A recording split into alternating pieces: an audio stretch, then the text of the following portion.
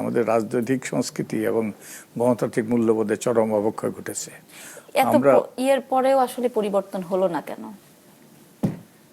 কারণ নতুন রাজনৈতিক দল এসেছে, আমরা দেখলাম তরুণদের একটা রাজনৈতিক দল এসেছে, তারা সামনে এসেছে, যদিও তারা এখন জামায়াত ইসলামের সাথে জোট বেঁধেছে। তো এই যে পরিবর্তনটা আনা গেল না কেন? এটা আপনি যে প্রশ্নটা করেছেন এটা অত্যন্ত গুরুত্বপূর্ণ প্রশ্ন। এই প্রশ্নটার আমাদের বিজ্ঞানীরা, আমাদের মনোবিজ্ঞানীরা এবং আমাদের অন্যান্য যারা সংশ্লিষ্ট ক্ষেত্রে যাদের যাদের বিশেষজ্ঞ জ্ঞান আছে তাদের এটা খুঁজে বের করা দরকার। আমার মতে, আমি এ ব্যাপারে আমি বিশেষজ্ঞ নই, আমার মতে আমরা যে পুরো ব্যবস্থাটাই ধ্বংস করে দেওয়া হয়েছে, আমাদের গণতান্ত্রিক ব্যবস্থাটা। এবং আমাদের যে বিহেভিয়ার, এটা হলো লার্ন বিহেভিয়ার। আমরা এইভাবে এখন গত শুধু 15-16 বছর নয়, আমি বলবো যে আমাদের গণতান্ত্রিক ব্যবস্থাটার কবর আমরা খোঁড়া শুরু করেছি আমাদের গণতান্ত্রিক ব্যবস্থা ফিরে আসার পর থেকেই। 1991 সালে আমাদের ভালো নির্বাচন হয়েছে, 96 সালে ভালো নির্বাচন হয়েছে, কিন্তু যেই গণতান্ত্রিক সংস্কৃতি গড়ে ওঠার কথা, গণতান্ত্রিক মূল্যবোধ গড়ে ওঠার কথা, তা গড়ে ওঠেনি। এবং যে প্রতিষ্ঠানগুলো গড়ে ওঠার কথা, সেই প্রতিষ্ঠানগুলো তো গড়ে উঠেই নাই, বরং প্রতিষ্ঠানগুলো আমরা ক্রমান্বয়ে ধ্বংস করেছি। মানসিকতা, দৃষ্টিভঙ্গির ক্রমান্বয়ে অবনতি হয়েছে। আমরা এখন আমাদের মূলত এখন এই যে দৃষ্টিভঙ্গি, সেটাকে বলা যায় তো ওই যে রবীন্দ্রনাথের কবিতার প্যারোডি করে বলা যায়, তোরা যে যা বলিস ভাই আমার এমপি হওয়া চাই, তোরা যে যা বলিস ভাই আমার ক্ষমতা চাই, আমার যে কোনো মূল্যে ক্ষমতা যেতে হবে। এরকম একটা অশুভ প্রতিযোগিতা।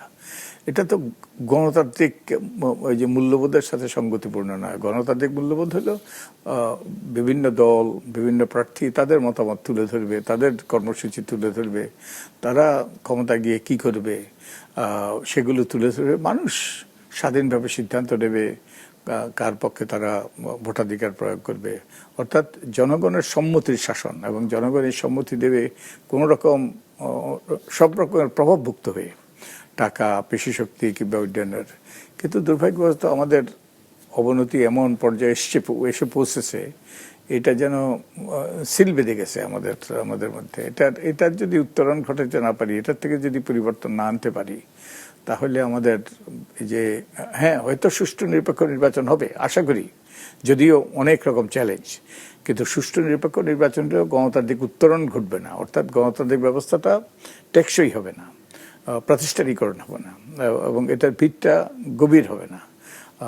তো একবার হয়তো সুষ্ঠু নির্বাচনের পরের আবার যেই লাউ সেই কদু, আবার সেই আগের মতো আবারও ম্যানিপুলেটেড ইলেকশন, অর্থাৎ প্রভাবিত নির্বাচন হতে পারে।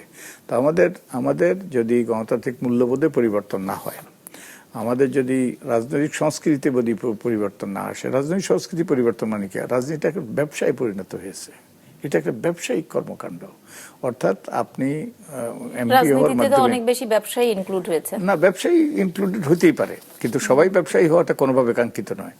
আপনি এই যে রাজনীতিতে আপনি যুক্ত হন এবং রাজনৈতিক ক্ষমতা আপনি অর্জন করার চেষ্টা করেন, কারণ এটাই ওই যে মোক্ষম উপায় অর্থবিত্তের মালিক হওয়ার।